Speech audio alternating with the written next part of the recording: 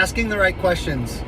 When you're in a sales call, whether it's Zoom or on the phone, the right questions are imperative to set the tone of the conversation, right? To show the prospect, A, that you know what you're talking about, that you can lead them, but just as importantly, that you understand their problem, right? And the only way to understand their problem truly is to get to the bottom of it, right? So I've always had this model in my mind as I go through sales calls, and it's not even a framework, right? It's certain components of the conversation that need to be touched on in order for me to confidently, prescribe the solution, right? So one of the ways that I do that is I go into the call, obviously, getting on the phone, building a little bit of rapport, and I'm talking 1 to 2 minutes, right? Like quick. We're not going to go off on a tangent. Where do you live? How's the weather? It's like, hey, where you at? Oh, cool. Very good. Yeah, I had some friends there, whatever. Okay, so, hey, I know you've been following us for a while now. Tell me a little bit about what you got going on. So let them get talking, right? You're going to get a feel for, are they a very talkative person? Are they more reserved? Is it going to take them some time to warm up, right? Like there's all these variables there. However, I'm looking for, it's like, what's your vision, right? And I don't say what's your vision. It's like, hey, 3 to 5 years from now, where do you want to be? What are you hoping to accomplish with real estate investing? What are you hoping to accomplish with your automation store? What are you hoping, or your Amazon store? What are you hoping to accomplish with X, Y, Z? And let them talk, right? And you should be taking notes and typing them, writing them, whatever you like to do. You should be taking notes, and a lot of them, right? And what I like to do is it's key points. So it's almost like cliff notes on things that I'm like, okay, I want to come back to that, right?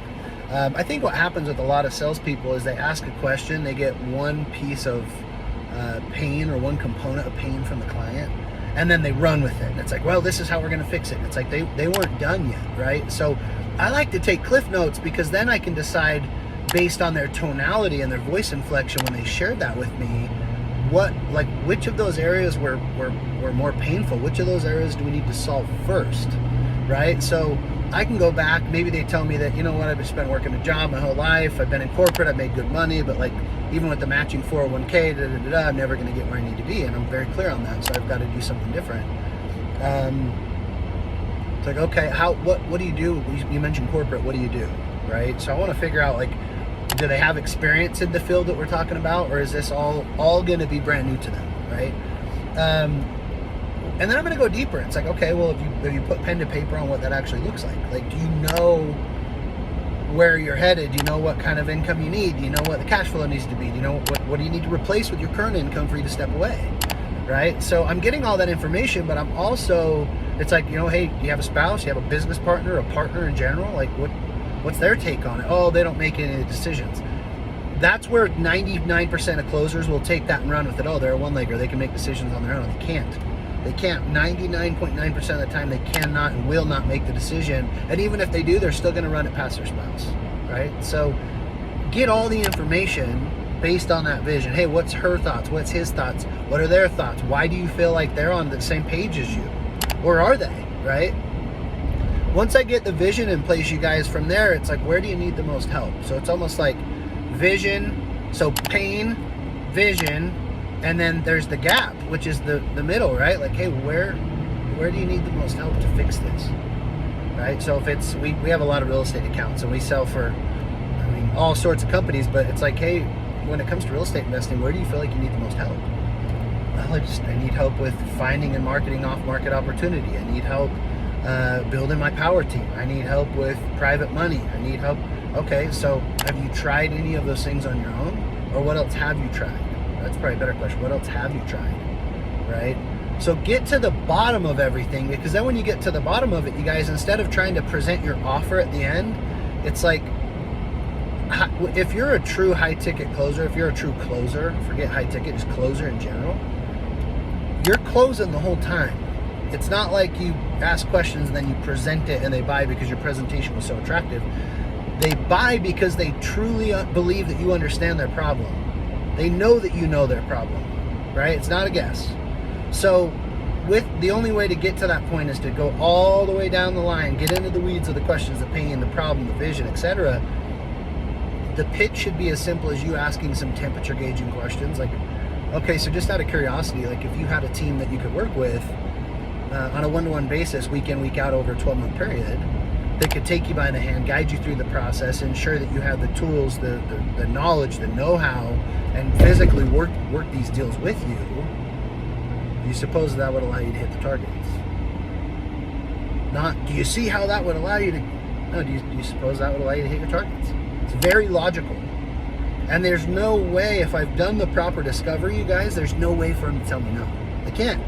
It's like, well, yeah, you're right? Think about it logically. Most of the time on offers, any offer, if you get down to the most logical component of the offer, it's like for a new real estate investor, if we could teach them how to find the funding, right? They can't be broke. They've got to have a little bit of credit, a little bit of cash to pay for the coaching. But outside of that, it's like if we could help you find, if we could show you and help you find private money, if we can show you how to find and vet off-market opportunity, how to contract and negotiate it, how to fund it, and how to exit it, and not show you by telling you, but show you by doing with you, how do you suppose that would change the outcome? How do you suppose that would change the trajectory of the way that you're going about it now? Right? See the difference there? It's I'm not a salesperson in the sense that I'm like, what would that feel like? How would that be? What do you think? It's not show host. It's, hey, how do you suppose that would affect it? Like, I'm very detached. You can tell my energy is, and it's not arrogant, it's not cocky. It's just I'm very detached from the outcome. It's kind of like, yeah, I'll have a conversation with you and we'll see where it goes, right? But when I get to the end of that, through the temperature gauging questions, like, well, just out of curiosity, like, why do you feel like the timing's right? I'm not going to do that at the end. I'm going to do it on the front. Why do you feel like you're ready to get involved with real estate today? Why do you feel like you're finally at a time and place after all these years that you're ready to get involved with real estate investing? A good question before that, how long have you been thinking about or considering getting involved with real estate investing? 3 years, Corey. 10 years, Corey. I've thought about this forever. Hey, what? I'm glad that you're still on that track and you're taking it serious now, but what prevented you way back then? Well, I had kids at home, paying for college. Okay. What's changed now, though? So you see how it's just, it's almost like I'm qualifying them, but it's subconsciously they feel like they're getting qualified. I'm interviewing them, so to speak, right? But it doesn't feel slimy or fishy or greasy. It's just like, let's have a real conversation here about what you need, right? So my temperature gauging questions are all of those. It's like, well, if you had an opportunity to work with somebody at that capacity, do you, gut feeling overall, do you feel like this is where you're supposed to be, right? What kind of mindset do you feel like you're going to have to be in and work towards having on a consistent basis to go from consumer to investor mindset? What do you think those obstacles are going to be in your own mind? Where are you going to get in your own way if you don't have the right help? You guys, you see how I get to the end and it's like, I've already kind of told them I'm going to work with them week in, week out. Not I, the coach. I've told them we're going to help them find private money, find and vet off-market opportunity. I've told them that we're going to help them negotiate, contract, and exit the deals.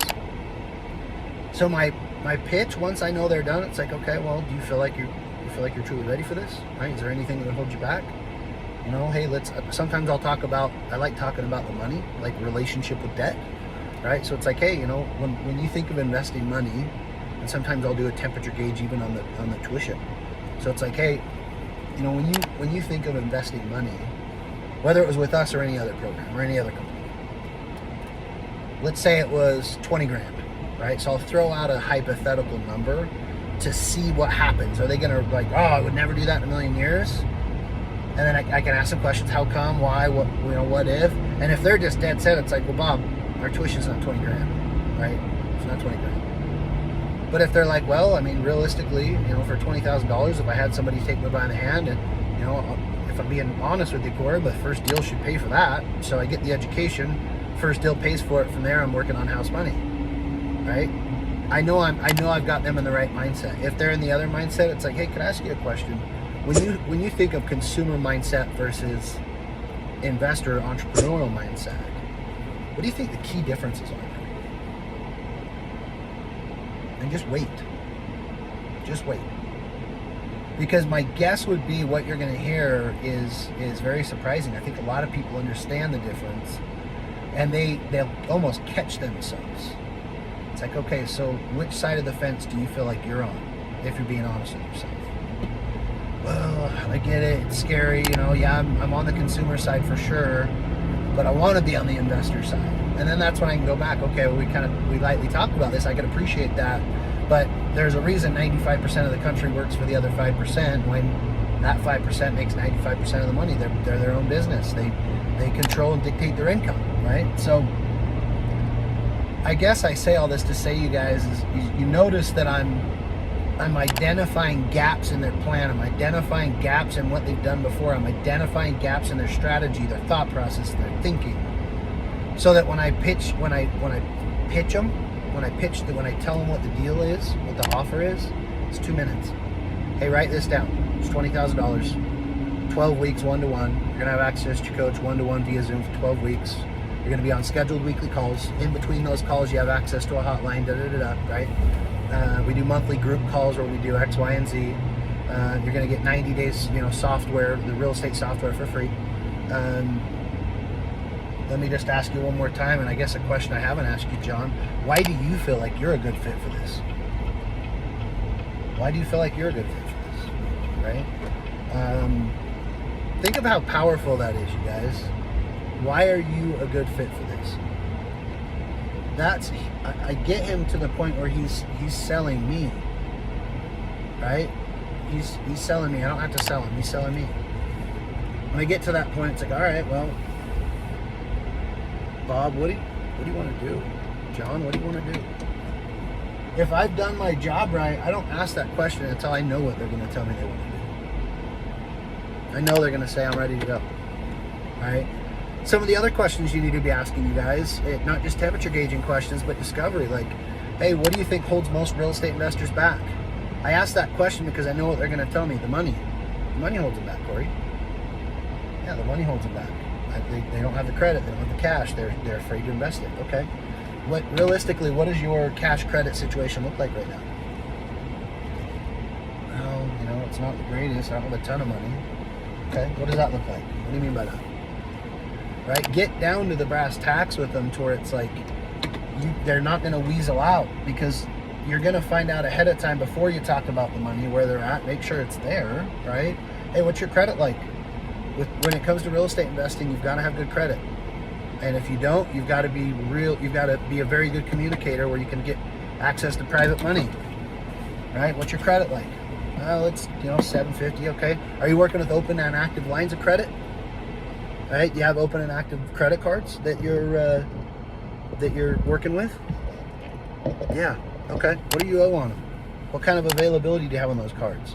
In the event we were doing flips and you had to pay contractors, you had to pay materials, if there was a way for you to do that at 0% or even carrying interest on it, what kind of credit do you have? Right? Get that information out of them. Cash on hand when it comes to real estate investing, you guys, your budget's going to play a huge part in the type of deals we do. Right? What kind of budget do you have set aside? What cash do you have set aside to invest in real estate? Right? Provided you had somebody that could show you how to do it the right way. So think about all these questions that I'm asking throughout the conversation, you guys. I'm asking and they're doing 80% of the talking. But my 20% of the talking I'm doing is so specific and so targeted to the questions with the information, based on the information I need. And sometimes it's not even that I need the information, I need them to say it. I don't know how to go from here to there. I don't know how I'm going to replace my $180,000 or $250,000 job, and I don't know how much longer I can take working for this company. I'm sick and tired of my 401k taking a shit or taking a dump, every 10 years and having to build it back up, right? I want to know how to take control over my own finances. You guys, when you get down to the nitty gritty with these people and they know you're leading them, you're asking real questions, not questions just designed to drive pain, right? Like, pain's important, right? People don't change unless it hurts in most cases, right? So it can't just be about the pain, but what it can be about is the pain, the vision, and the gap between. How are we going to get them there, right? Once you figure that out and you get them to not just to agree, but you can feel that they agree, not just a yes, like, yeah, I don't see any reason why if I did X, Y, and Z that we talked about that I wouldn't be able to hit, X, Y, Z targets. I don't have to talk about how much money they're going to make. I don't have to come up with hypothetical numbers and use that as a smoke screen or as a leverage point, I guess a better way to put it. Let them sell themselves, and I can promise you, you're going to have a happier company. You're going to have a happier client. Your fulfillment team's going to be much happier with you because you're not over promising, the moon and the stars and talking about these numbers that they can't perform on right now. Right? If this was helpful, make sure you go ahead and give it a like. Feel free to drop a comment and share it with your friends. Hope you're having a great day. We'll see you on the next one.